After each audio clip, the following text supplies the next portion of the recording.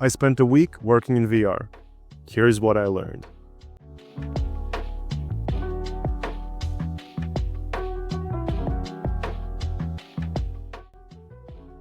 As you may notice, I'm not in my usual filming location. Don't worry, I haven't been kidnapped by the underpants gnomes. The reason why I'm filming this from here is because my apartment where I usually film my videos is being renovated. This left me without my most prized possession, my ultra-wide double monitor setup. Now I can't pretend like I'm hacking the Matrix every time that I boot up my PC. I feel a deep kind of sadness. Also, I absolutely refuse to work on a one-monitor setup, like some kind of a medieval peasant. This left me with a serious dilemma. I could stop working and become unemployed and just kind of die in poverty. Or I could test out a new system and work exclusively from virtual reality. Since I have a channel that deals with virtual reality, I thought the second option might be pretty good to try. So, get ready as I share my experiences in working in VR for an entire week, and some surprising benefits and downsides of this. I think the results might surprise you. If you want to be a man of the future, like I was this week, you'll need a VR headset and some mostly free software. I've tested out a variety of different software solutions on two unique devices, the Meta Quest 3 and the Apple Vision Pro. Now, the original script for this video included me talking about all the combinations of options, headsets and computers that I've tried and that you can use.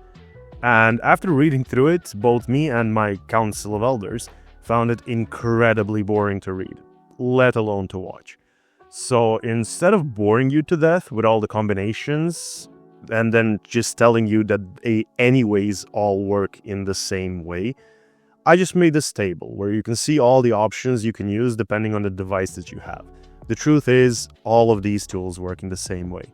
You get a monitor that is being streamed from your computer, and then you're just kind of able to work on it.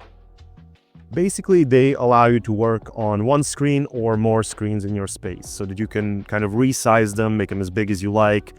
Some of them even offer additional options, mostly focused on collaborating with others, which I just found useless for the most part because I work alone, like Batman. Now, the focus of this video is not on the tools themselves. Instead, I wanted to explore if my girlfriend will finally leave me after I spent an entire week wearing a helmet while working. Unfortunately, she didn't.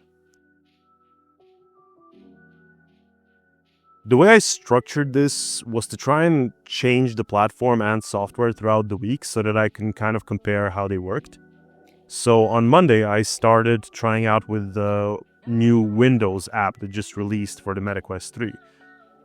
At first, I was just surprised how quick the setup was. No unnecessary logins or anything like that. Really, I just connected to my Wi-Fi with my headset, and through Wi-Fi, the Windows app on the Quest 3 just found my computer, and I could kind of already just get going. There was one feature that I found really cool, which was that you just kind of press enter on your keyboard and the entire thing just kind of goes. Overall, the setup was still pretty easy. So my Monday just started off with an easy day. I was just answering messages and just sending out emails. So after roughly 2 to 3 hours, my eyes started to hurt a bit. I'm not sure, but I think the Quest has some internal fan that helps defog the lenses when they get a bit foggy. This did make me feel like my eyes felt a bit dry, but surprisingly I got used to it after a couple of hours, and the next day the problem didn't even really appear. On Monday afternoon, I was writing some sales proposals, and for that, the multiple screen setup was super useful. I opened up all 3 of the screens, made the central one which had the proposal just bigger, and was doing research on one of the windows and then design on the other one. It really felt like the best setup for this, and it felt like something I just couldn't achieve with regular monitors. Now, the main problem I had during those days was the weight of the headset itself. I don't usually experience problems with the weight of these devices like most people do, because my head is the size of an actual watermelon. But Even for me, after 6 to 7 hours, it did feel a bit uncomfortable. For this, it would have probably helped if I had a better head strap. So, pro tip, if you're thinking of working 8-hour shifts in VR, invest in a good head strap. After the first day, I felt my eyes were a bit sore, so I decided that for the next days, I will take a small break every 2 to 3 hours. Honestly, after a few days, I didn't even need that break because my eyes just kind of got used to it. So on Tuesday, I decided to use my Meta Quest with the Immersed app. Now, until now, this was my standard setup, which I kind of usually use.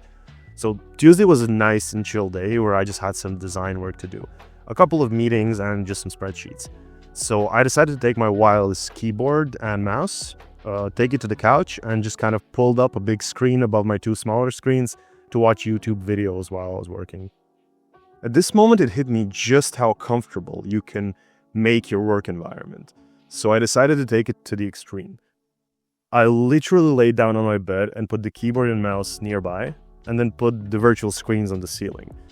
And it worked.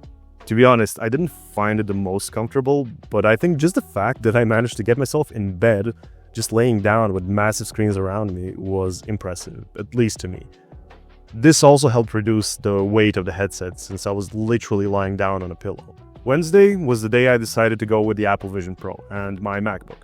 Since I was using my MacBook, I thought this is the perfect time to explore how it would be using a multiple monitors setup literally anywhere. I often use this while traveling as it takes up very little space but offers amazing productivity benefits. The Vision Pro also has some great environments which make you feel relaxed and they just really put you in the zone while working. Unfortunately, I'm filming this in February and it's really cold outside. And the days don't really last that long. If it was summer, I would definitely go outside and enjoy the nature a little bit while working and just see how that feels. Overall, I really like the freedom that using your laptop with the virtual desktop can bring. The Vision Pro also seemed to cause the least amount of stress on the eyes, but at this point my eyes were really just getting used to it and I didn't really feel much eye strain at all. Thursday for me is usually the day when I'm packed with calls, which can be quite annoying if you're in VR with a massive headset on your head. So there were a couple of solutions for being on camera for those calls. Now, none of them are ideal if you need to be on camera. Now, Immersed offers a connection to a webcam, which is great until you really think about it and figure out that you have this massive helmet on you and it might scare off some people. Now, a lot of other communication apps do offer avatars, like Microsoft Teams, where you can just set up your virtual avatar. However, the best solution is still the Apple avatars, which, while still looking a bit uncanny, do offer your actual face and look kind of the best when wearing a headset. So this is what I did for the majority of the calls. Now, the absolute greatest thing I discovered is that when I don't need to use a camera, these headsets can be fantastic.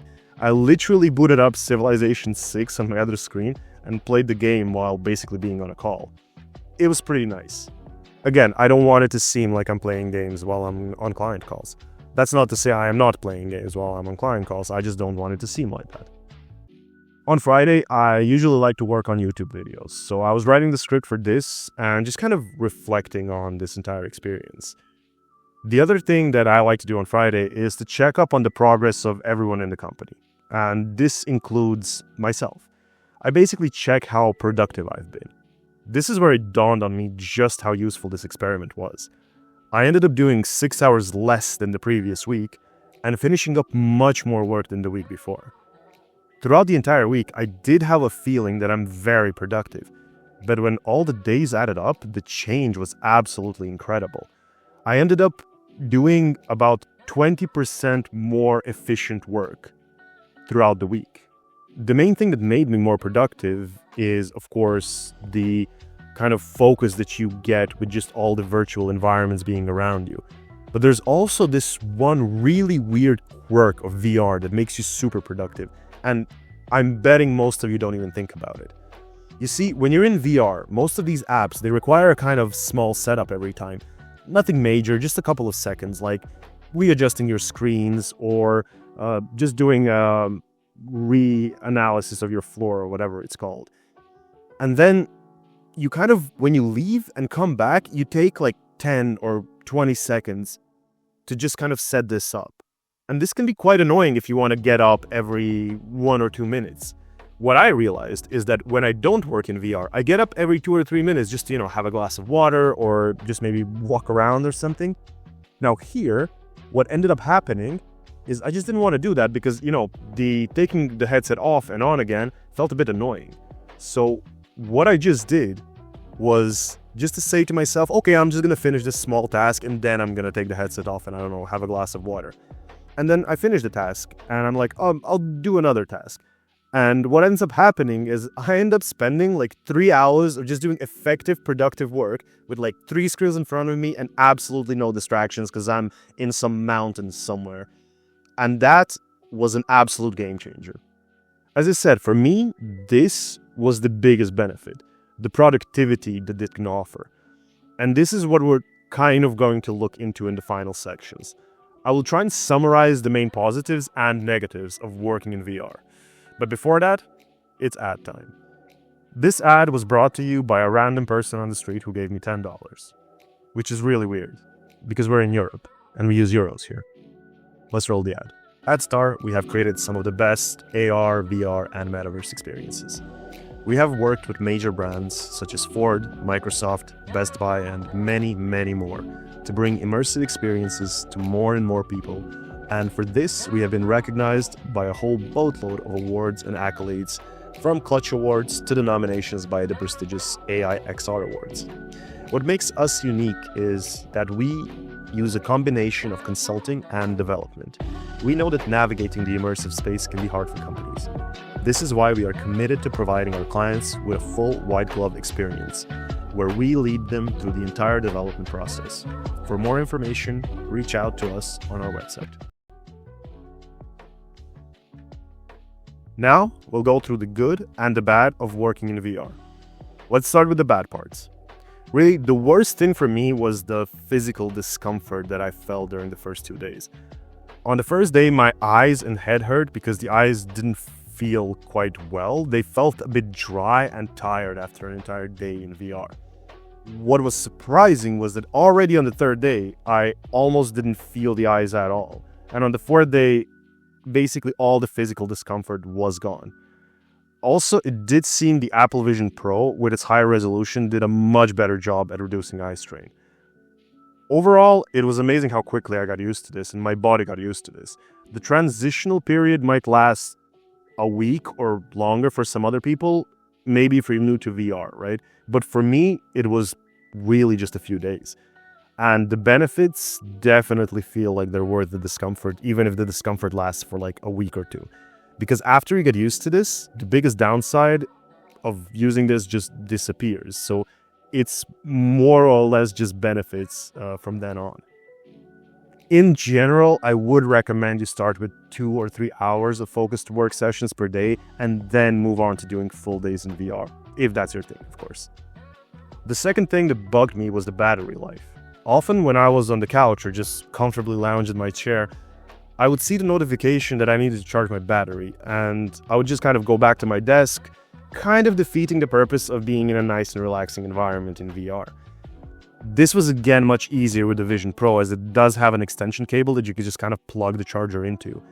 Also, if you get some external batteries for the Quest, that would also solve the issue as well. Now, let's jump into the good parts. The biggest benefit for me was productivity. I'm still shocked by the amount of work I managed to accomplish in a single week in VR. I think it might have been the most productive week in output per hour, probably in my life. Now, this might be more specific to me, as I get really easily distracted. But there's something about being in a headset in a virtual environment that just makes you super focused on the task that you're doing. Yeah, who would have thought having 3 screens perpetually glued to your face for an entire week would make you more productive? I know, shocking discovery. The second thing that I really liked is the freedom you feel, as you can just basically work from anywhere, with an almost triple monitor setup. For me, the biggest problems while working on a laptop somewhere is that I get a really small screen, and I'm used to having a lot of monitor real estate. Now, in VR, even if I used a single monitor, a single screen, you might say, I could make it so big that I could have 4 windows open and just work like that. Now, combining that with working on the go, let's say on a train or an airplane, or just on your couch petting your cat, is a game changer, at least for me. Lastly, there's one more thing that is quite useful. I love standing desks, and in my office and my apartment, I have desks that you can move and kind of make it into a standing desk. But when I'm at a client's office, I don't have access to them, and when I'm here as well, I don't really have them. So my back starts killing me after doing like an 8 or 10 hour shift just sitting down for a few days. With VR, you can basically transform any surface into a standing desk. As strange as it sounds, I spent a lot of time working on the kitchen counter because it just allowed me to work while I was standing. Overall, I'm really glad I did this experiment. This will definitely become one of my main ways of working from now on. Now, I don't think I'll do full days in VR, but when it comes to having to just crunch out some work in a short time frame, or just having a more productive section of the day, I will surely do at least 2 hours per day in VR. Now, at the end, I need to end it off with a bit of a disclaimer. I am very used to VR, and I use it almost daily. I know many of you aren't, so what is true for me might not be true for you. I've already mentioned you might need some longer time to adjust to working in VR. I cannot know how long it might take for someone. This is really up to the individual. Some people, it's almost nothing. Some people take a few days. In the most edge cases I've seen, it takes a couple of weeks. But once you get used to it, believe me, the productivity gains are really incredible, and they're definitely worth it. That would be all for this week. I hope you enjoyed the video because I spent a lot of time making this one, but it was quite an interesting journey. And big thanks to everyone for my previous video, because my previous video's views just hit 1,000, which made me really, really happy. Thank you everyone, and I'll see you next time. Who would have thought that having 3 screens perpetually glued again?